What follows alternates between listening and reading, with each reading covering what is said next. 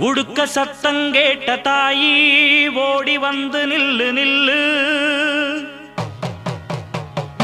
தடுத்து நிற்கும் வேலி எல்லாம் தகர்க்க அருள் வாக்கு சொல்லு.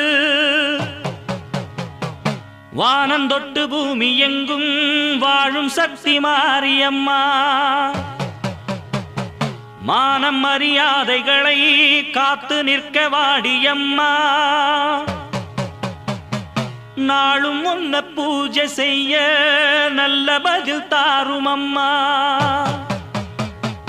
நினைச்ச போது அணைக்க வேணும், தவிச்ச தாகம் தணிக்க வேணும்.